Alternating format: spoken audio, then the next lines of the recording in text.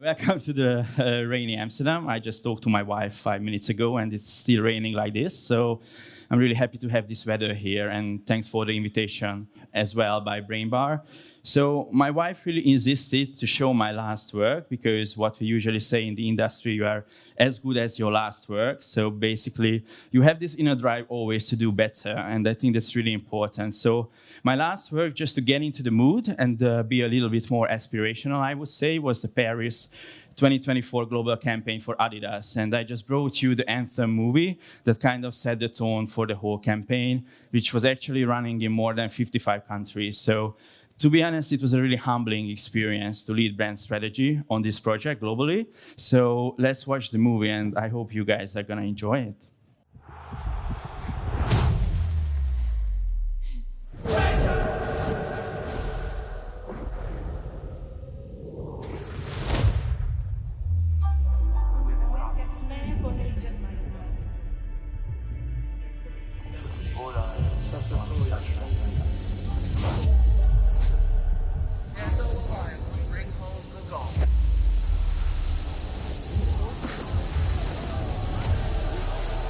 Hold up.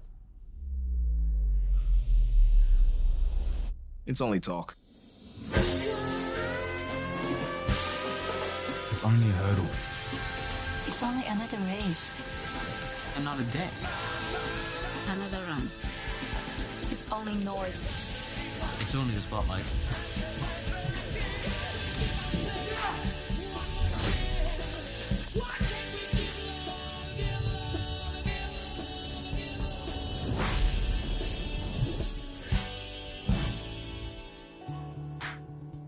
Let's go! It's only pressure. Cool. So it was a really nice campaign because basically we experienced the biggest sport participation drop on the planet. So young people are quitting sports. So this is something that the brand really stands for. How can we get young people into sports again? And the whole campaign was around helping them disarm negative pressure from parents, from society, and everyone to introduce like the backyard mindset and how you can disarm pressure if you're kind of owning that mindset. And we kind of demonstrate it through elite athletes. But for today, I brought something different and a little bit of a warning because I'm going to present a personal point of view that makes sense to me, but sometimes it doesn't make sense to other people. But at least maybe you're going to have your most random or you can eat experience for your brain. And the whole presentation is inspired by one person. And just wanted to ask you guys that who knows this guy on this slide. I put some hints there, like he was designing album covers for the Rolling Stones, the Talking Heads. He transformed Elizabeth II into the Black Queen and pissed off the whole UK. He also started the Colours magazine for United Colors of Benetton, where they put all their marketing budget. So anyone knows him. He was Hungarian, actually.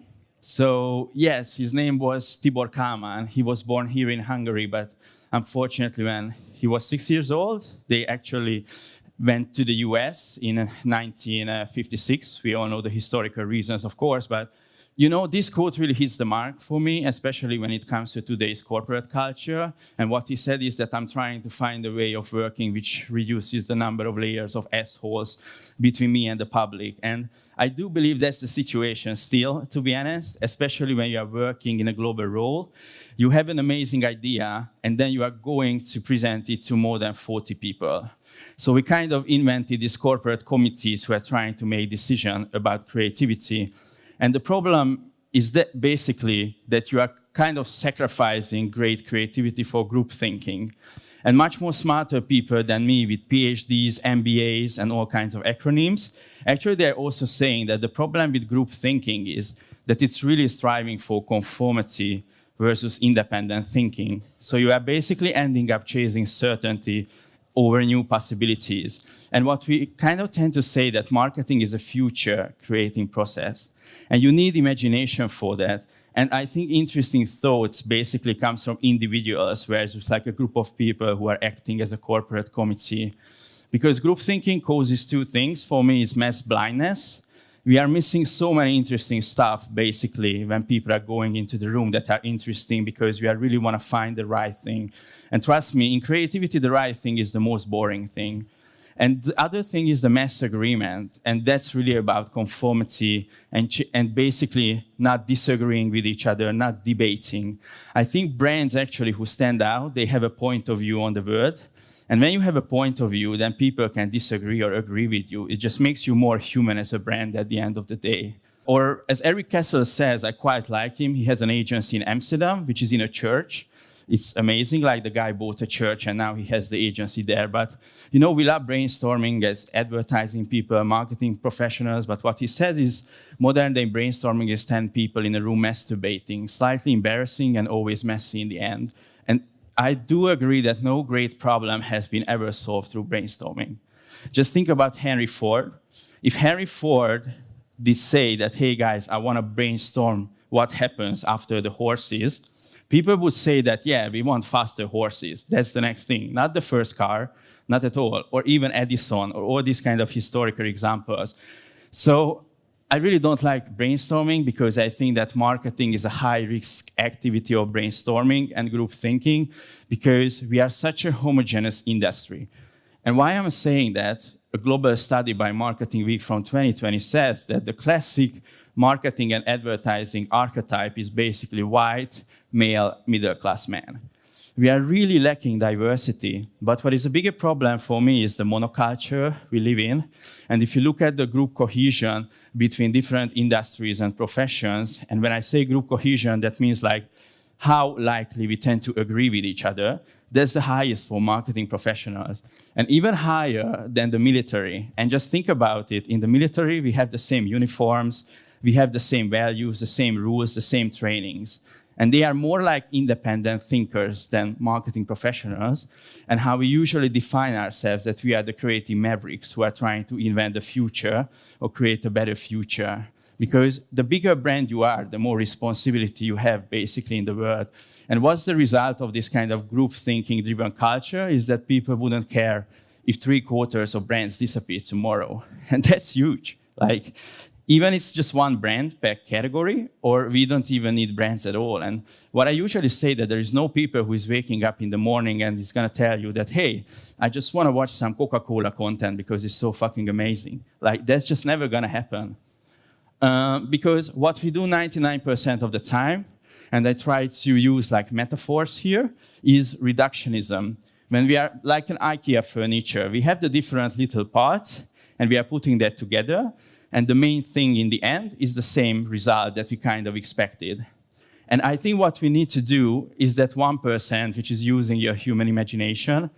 And my analogy for that basically is always like, if you think about sex, I think when you have an orgasm, it's always bigger than the sexual act itself. So that's the question I usually ask from creatives as well. Like, how can we create more mind-blowing orgasms when it comes to creativity? Because the truth is, and this is a great quote by N.M. Pendleton, who is a professor at MIT, but we are experiencing a crisis of imagination because we are wasting that amazing human potential and skill in easy solution-seeking processes, frameworks, data. We talk a lot about AI. AI has a huge potential as an asset, but trust me, AI is never gonna do more weirder shit than humans. 100% sure, I'm 100% sure. And it's also because I think we have like an ambition problem as well in the industry. And I usually use Steve Jobs, a person, a great independent thinker. Maybe he was an asshole, but at the same time, his ambition was, I want to revolutionize the tech computing industry. I want to do something that is insanely great. And when that's the starting point, everyone feels inspired, everyone is pumped up that they want to do something amazing. And what we have nowadays, we want to create an MVP. If I'm asking someone that, hey, do you want to come on a journey? We're going to create a product that is minimum viable. What you going to say? Just fuck off. I don't want to do that, right? It's just not inspiring because minimum viable product equals minimum viable thinking. So I love service design. I did a lot of workshops, but you know what I realized? It's like, basically it's really group thinking and conformity at the end of the day as a methodology. Or what I usually say, because we are also over-obsessed with research as an industry, we need to research the consumer, the audience. But I found this amazing video by Noel Gallagher, Oasis is Coming Together, so I kind of felt it's relevant to show you guys what he has to say about research and consumer obsession. The consumer didn't want Jimi Hendrix. but they got him. And it changed the world. And the consumer didn't want Sgt. Pepper's, but they got it. And they didn't want the Sex Pistols, but they got it. F*** the customer. The customer doesn't know what he wants. You f***ing give it to him, and he likes it. And now there's an attitude in the music business where it's like, well, let's keep the consumer happy because that's what makes the music business go around. Let's put it this way. If a fashion house is a record label, right? Like Dior or all those big fashion houses, do you think fashion would stay the same if they asked the consumer what they wanted to wear next summer? Why fashion always moves forward and we all look different and have different haircuts and we're all different because fashion doesn't focus group it to its f***ing customers. Customers are idiots. 99% of them are f***ing idiots. You know, not my customers. They're f***ing brilliant. You're brilliant. And I respect you. But the customers of other bands, I think it's a really good analogy metaphor. So what I usually try to say to people, just, sometimes tell your brain just to step aside because it's in the way and try to put away logic, because I quite like this quote by George Bernard Shaw, Nobel Prize winning writer. And I do agree that basically all progress in the world depends on the unreasonable man or woman. And trust me, at this conference, we have heard so many reasonable stuff debating, but I haven't heard anything about imagination or being illogical or being unreasonable to try to create a better future. We are always sticking to logic all the time and data and stuff. So I just wanted to give you guys some hints, like how do we avoid what I call the corporate monotone of obviousness to create better futures. And first, I just want to recommend two really good books. I really like For the Culture by Marcus Collins and Emotion Design by Greg Hoffman, who was the chief marketing officer at Nike when it was the golden age. And basically, the foundation of my philosophy is that consumption is a cultural act. We choose the brands actually who are aligned with who we are, how we behave, and all of our cultural subscriptions. They don't want to hear a story about the brand. They want the brand to tap into their passion points and try to expand its point of view, basically, in different subcultural bubbles. So the philosophy called Culturally Unreasonable, and I have 7, let's say, guiding principles.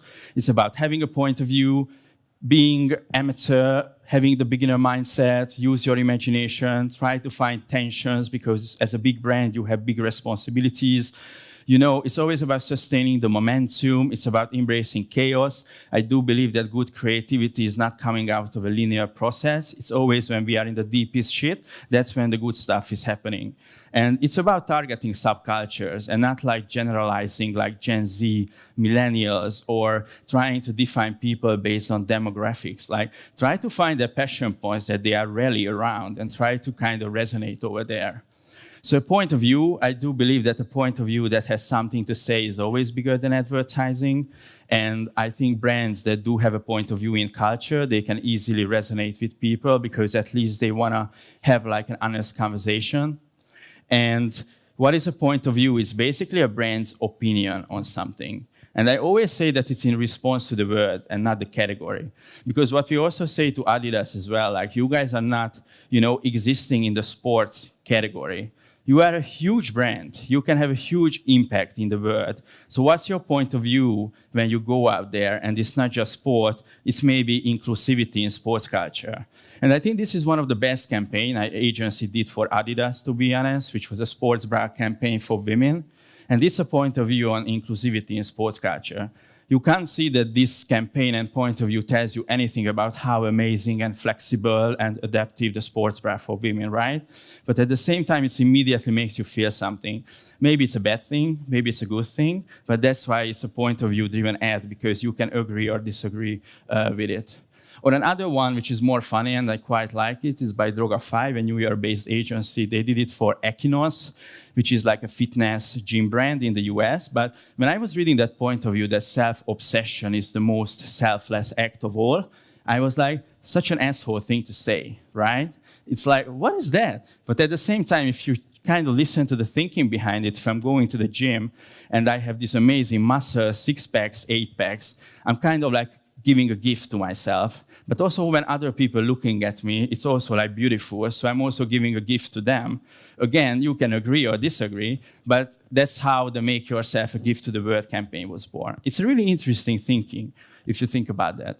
Or the other one, I really like this brand called Liquid Death. It's a water brand, US-based, and it's positioned for punk rockers and skateboarders. But at the same time, they're also the fastest growing water brand on the planet. And I'm always saying that it's not about targeting the niche community, skateboarders or punk rockers.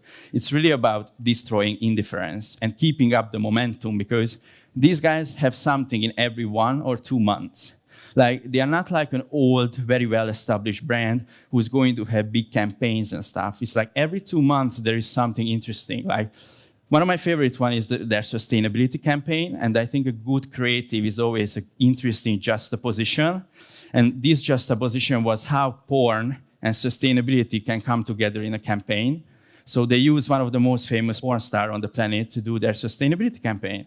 And they made it sense, and it was amazing. Or they used Tony Hawk, they took his blood, they painted skateboards, they created a limited edition, it was sold out in 10 minutes, and now Tony Hawk is an investor in the brand. Or they got a social media hate comment when they launched their iced tea. And some people said that it tastes worse than a 200-kilogram guy's back sweat. In 1 week, they created a campaign where they found a guy, they made him sweat, and they invited 20 people to taste the back sweat of the guy and the new iced tea. And of course, everyone loved the iced tea more, and they posted back to the guy in a social media comment. Amazing, like really, really amazing, to be honest. Or when you know that every soft drink brand is sponsoring the athletes in the NFL, and then you are going there and you are just looking for the best hydration assistant, and you're gonna give them like a 1 year, 100K contract. Or they created an infomercial, so zombies can't eat your brain. Again, unreasonable, doesn't make sense.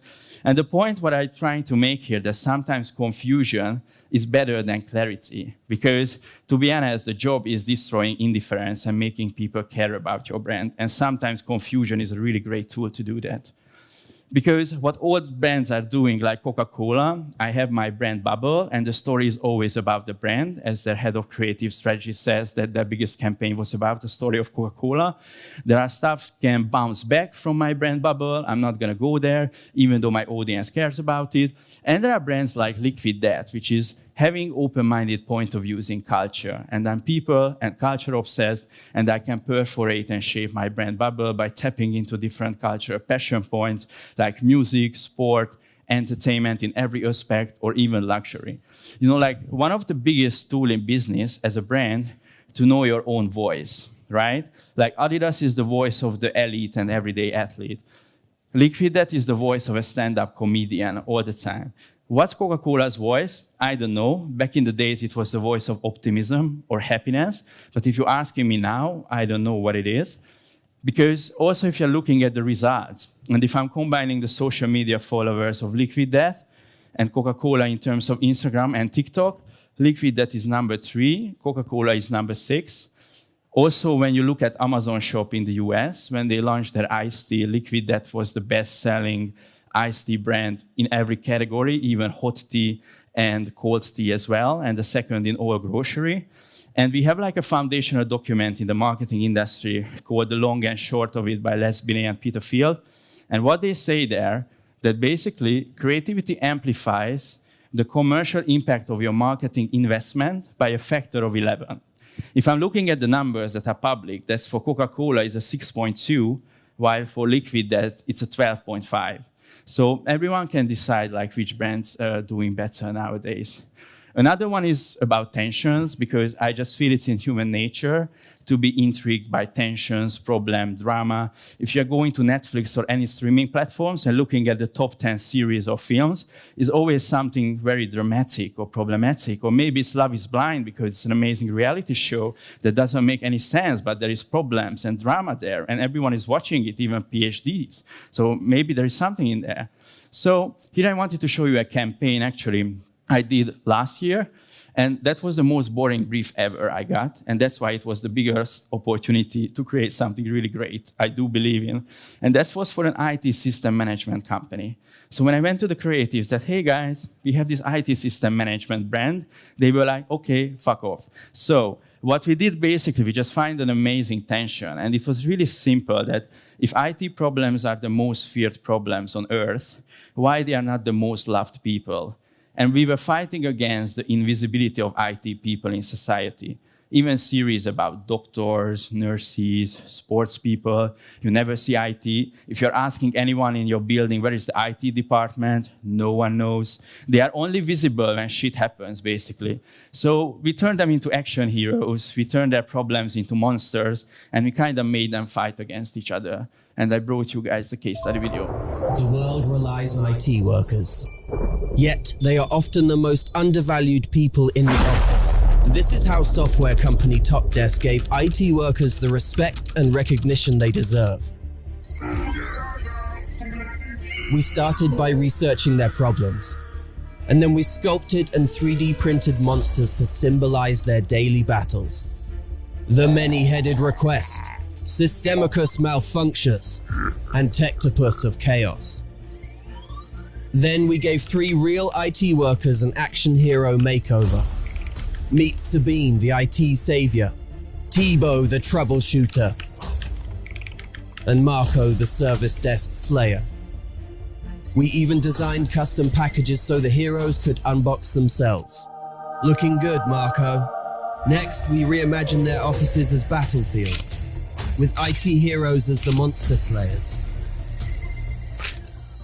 Oh my god, the IT department has been captured by the Tectopus of Chaos. Help, please! But Marco, the service desk slayer, comes with Topdesk, blinding Tectopus with a perfect overview. Marco! Marco! Marco!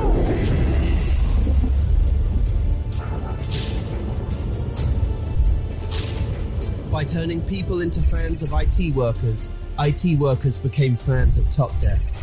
As the number of heroes grew, new customers almost doubled. While booming business is nice, we did all this because in every IT department, there is a Marco, Sabine, or Thibaut waiting to be unleashed. And my favorite campaign from last year, to be honest. It was really amazing working on it. And okay, I need to hurry up. So the other one is subculture, and what I usually say that the view from the street beats the view from the screen. I think as professionals, a lot of us are obsessed with Google and also going for digital sources instead of going out there.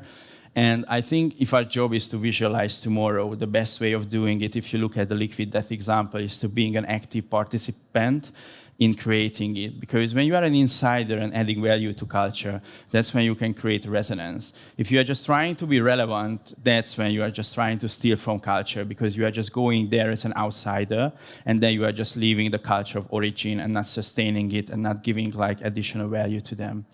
And here, just some subcultures, for example, we usually explore, because sometimes people are telling me that, hey, skateboarding is a subculture, and that's when I say no. What is a subculture is that Emila skate in Cochabamba in Bolivia, and that's a group of women who are actually abandoned their culture heritage, but how they are trying to preserve it is through skateboarding. And that's how they are connecting generations as well. And even though they are getting discriminated in their whole country because of their old traditions, and that they are still trying to self-express that, they are trying to basically preserve it through skateboarding. Or another really good one is the Off-Duty Cricket Club from New York City, Queens, who are Pakistani taxi drivers in New York. And what they usually do when they are off-duty, from midnight till 4 a.m., they are playing cricket in parking lots all over Queens, New York City. And you can't find them in Google. If you're Googling it, you're not going to get any results. And I only find it in a magazine store in Amsterdam when I was buying an indie sports magazine, and I just found this story. So sometimes the most surprising analog places can be a good source for you as well.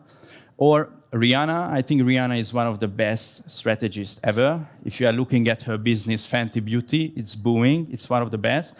And I really like, this was one of their most successful campaigns when they launched a new underwear collection with a actually black girl biking crew, Caramel Curves. It was a really amazing and authentic campaign because a biker girl has no limits, the philosophy of the subculture, as well as Rihanna also shares this philosophy. So it was a match made in heaven in terms of values. And then owning the beginner's mindset, I just feel when you don't know what you're doing, you are always trying harder. The moment you know something, that's when you kind of stop trying. That's why I usually say that knowledge is a curse, actually. So before Amsterdam, I worked in Barcelona, and I was leading brand strategy for this car brand called Cupra, and I don't have a driving license. So basically, I was the most stupid person in the room all the time. And I really enjoyed it, to be honest, because sometimes being stupid is your superpower. And being stupid, that's how basically we invented a whole new intellectual property for the brand that they are still trying to sell. And it was basically an idea by the executive creative director and by myself to create a new motorsport, to kind of give back the thrill into driving.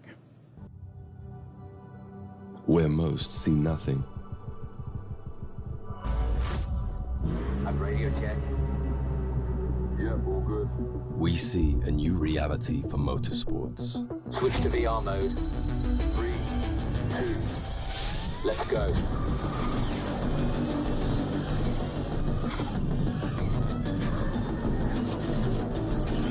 First quarter looking good. Tunnel ahead.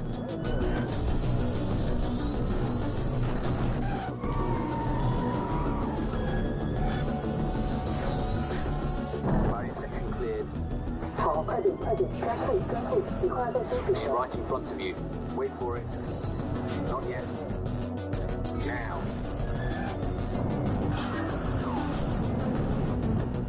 Did you see that?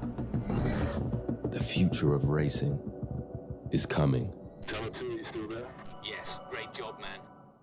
So again, a great creative is always a juxtaposition, juxtaposing the virtual racing world with the real one. So you're driving the real car, but the whole racing track is in virtual reality. That's something new, and that's what I'm saying, like a good creative is always juxtaposing, stuff that are seemingly maybe don't fit together, but you can make them fit. Chaos, as I said, gate creativity is not coming from linear processes. I think when we are in the deepest shit, that's when the most creative we are. And I stole this example from Niels Leonard. It comes from history, Spanish Armada against the Brits. Basically the biggest sea fleet is coming. What we're gonna do? Yeah, we're gonna burn down all our weapons and ships, and we're just gonna send them through. Like, how crazy is that idea, right? Like, I can imagine that kind of thinking when they were discussing that we're just gonna burn down everything we have because we don't have a chance, basically, to win it. And in the end, basically, they did. And embracing chaos is about what Sir Paul Smith is doing, one of my favorite fashion designers. He starts every project in this room with the creative team. And that's basically all the stuff that he collects from his travels, conferences. He loves road cycling, from all these kind of places. And they are just coming into this chaotic room where all the creative projects start. And basically it's becoming a trend for agencies as well to build their own library and this kind of room, because that's where you can match basically amazing and interesting stuff together and create something simple like this. And this is the Paul Smith store in Los Angeles, which is now the most Instagrammed building in whole Los Angeles because of the pink wall. Everyone is going there as a tourist location just to do selfies there.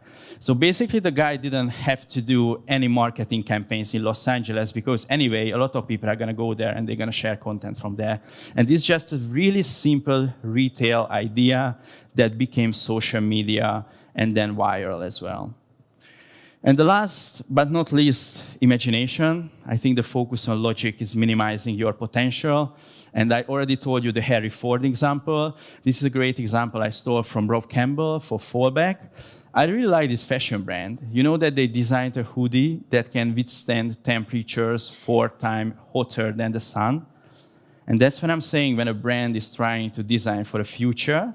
Of course, it's not a really optimistic future for sure, but at least they are already doing stuff that you can wear or use in the future. And there are a lot of brands who are just trying to optimize the present, and that's just not gonna be useful for you. And how I usually try to train my imagination, I have this personal passion project. I call it the Purgatory Sandwich. It's a really fun Instagram account. Hopefully I'm gonna launch the offline magazine in October in Amsterdam. There's the cover design by my friend John. But I sent only one print to Jason Bagley, who is the ex-executive creative director of Wider & Kennedy Portland. He did all the crazy Old Spice commercials because I was just interested in his opinion about the content that I usually produce there. And what he said about basically this magazine, which kind of really made me proud, that in 1762, John Montagu, the 4th Earl of Sandwich, who was apparently not a fan of utensils, asked that his meat be placed between 2 slices of bread so he could eat it while scrolling TikTok. This stunning innovation has been Elon Musk's primary inspiration for inner space travel and brain computers. But it has taken almost 300 years for Péter Kormányos to usher in the next great sandwich innovation, the purgatory sandwich. Is it delicious? Probably. Is it safe for consumption? Definitely not. So, if you want to consume the content, I have a great Instagram account. Every day I'm trying to post stuff there. For example, one of the point of views that I was pitching when we were on a loyalty program pitch was that if gluttony is a deadly sin, then hell is the most rewarding place on earth. Because we just reached the peak. We don't need more stuff anymore, right? Like, you have enough clothes, you have enough soft drinks, you have enough of everything. So I was like, cool, then just let's be an honest brand, that we are trying to make people sin because they don't need anything, right? So we're gonna picture hell as this amazing place where they can have everything, basically. We didn't win the pitch, of course, but at least it was something interesting for me. Or I always wanted to sell that to an insurance company, that in opera, a happy ending means only half of the cast is dead by the final curtain. I think that's really interesting. Death, insurance company, opera, again, a really interesting juxtaposition can come out of it. So my final thought is this George Lewis quote that the point about unusual ideas has to be their proximity to madness. And how I usually try to grade creativity is I usually give 2 grades. One of them is weird, confusing as hell, so it's going to make people care. Or it's provocative, it has a clear point of view in culture. So again, people are going to start to debate, they're going to be pissed off. Or as my friend, ex-colleague Bandro always said when I worked at Telecom, that you always need to ask the question why people are going to organize a riot in front of your headquarters building, right? When they do that, they're definitely going to care about that campaign. And the in-between, what I call is indifference, no one cares, is just culture landfills that we are creating. And cool. Fuck committees. Thank you so much. Okay. Thank you so much, Peter. Oh, that was great. Now it is time for questions. But actually, I have been told that we're running a little bit late, so we have time for one question. I will be here. We have one question. Whoa. So my question is that how do you break the circle? If your corporate culture, I'm just looking around for my colleagues, if they see me or hear the question. So if your corporate culture is built on systematically, on brainstorming, on everything, thought through, playing safe, let's go, database, and so on and so forth, how do you break this circle? No, it's a good question. To be honest, you need to be tenacious, I would say. Maybe 90% of time at work, I seem like an asshole because I'm like always asking the question, why do people care? Why they're gonna hate this? And just pushing people. But the thing is that maybe they're gonna think I'm an asshole at the beginning, but then it turns out into something positive because they see the passion. They see that I wanna create something long-lasting that adds value to the life of the people, not just regular advertising. And I'm just always insisting. And that's when nowadays they are just coming to me, always asking my opinion about creative ideas at the agency, basically. And it's always just being, honest with the clients as well. And just even asking them that, do you truly believe that it's going to make people care about your brand if you are going into that direction and they are making 25 compromises along the way? Does it worth spending $25 million on this campaign when we know that it's not going to land with impact?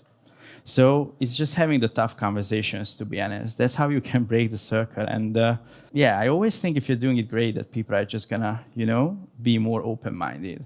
And I do believe that we are an open-minded industry, even though I said that how lookalike we are. But I think it's really important, not to lose the passion, the commitment, because your highest insecurities is always the best moments of your creativity. If you don't feel uncomfortable or insecure about the creative idea, it's not good enough. Thank you so much. Give it up for Péter Kormányos. Thanks, guys.